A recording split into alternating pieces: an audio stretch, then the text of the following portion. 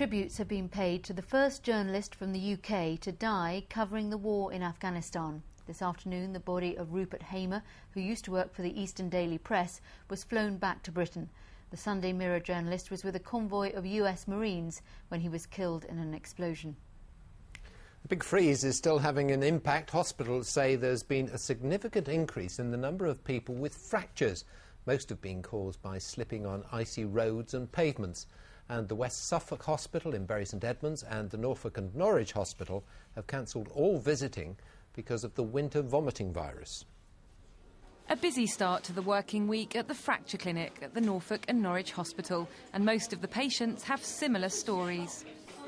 I was taking one of my dogs for a morning walk and I came onto black ice, just went over and broke my ankle straight away.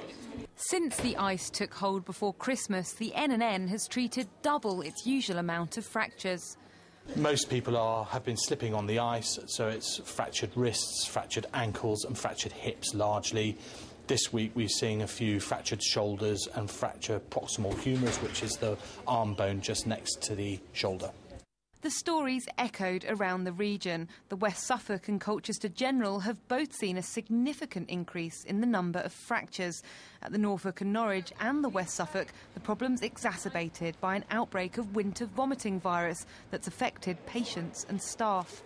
This increased workload is having to be dealt with by a smaller number of staff, so staffing our theatres and staffing our wards is that much more difficult. No visitors are allowed onto the wards until Wednesday. But there's no shortage of visitors to the fracture clinic. Only a thaw will see their workload return to normal. And Jana Gadgill, BBC Look East, Norwich.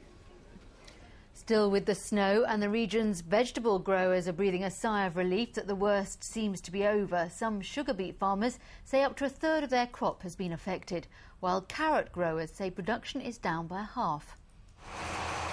Signs of a thaw may be showing, but over the weekend in Suffolk, you'd be hard-pushed to believe it. Despite the valiant attempts of those in this field near Alderton, the freezing conditions have made harvesting the carrots a nightmare. Our output has dropped 50% roughly over the last 48 hours. The snow that we had Thursday night really has slowed us down big time. Really. A fifth of the country's carrots, around 60,000 tonnes, comes from Suffolk and Norfolk alone. So when the snow hits, it's not just the crop which suffers. It's all about the overall supply chain. It's not just about the produce. It affects things like pallets, plastic trays, packaging, fuel. So it's a whole range of issues that are confronting us. If the crop is in the ground, it's a real problem. A third of the sugar beet in this field near Ingham has been frost damage, part of it literally frozen into the earth. So will the weather affect the price of carrots in the shops? The National Farmers Union says not, and it says farmers are coping for now. Alex Dunlop, BBC Look East, Suffolk.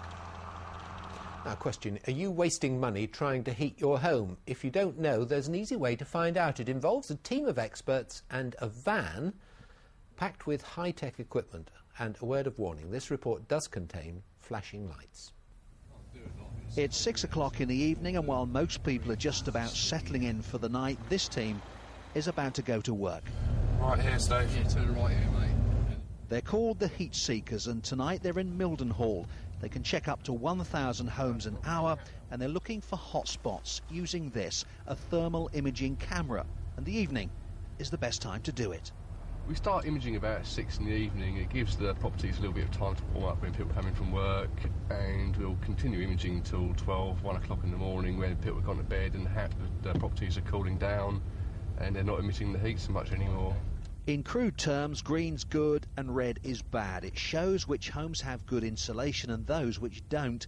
An image is produced for every address, and there are follow-up visits for residents whose homes seem in need of improvement.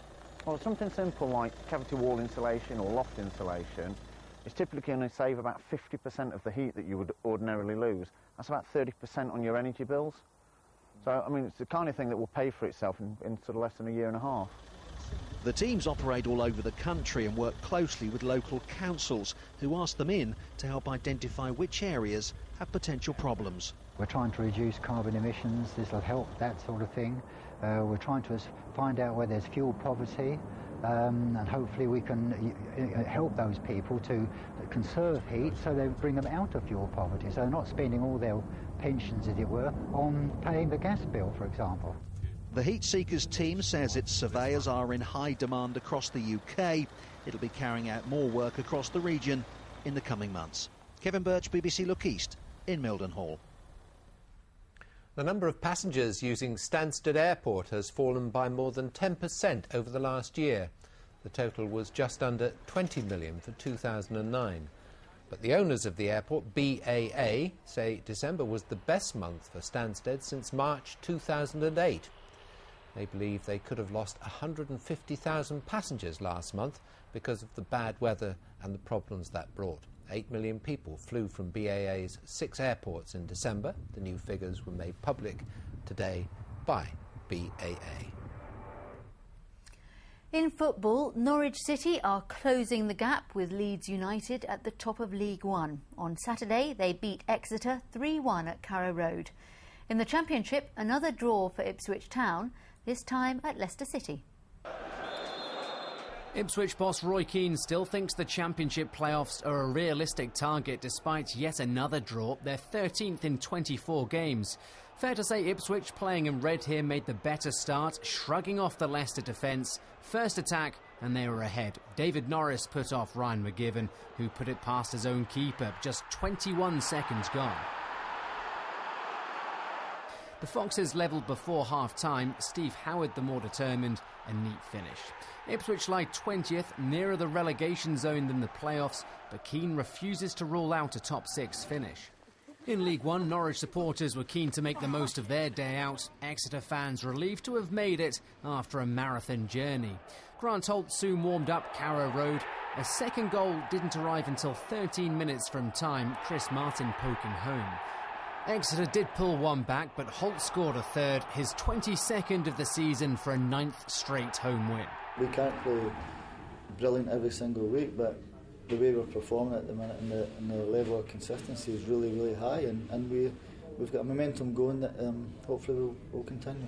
Norwich are second, just 6 points behind Leeds. Tom Williams, BBC Look East.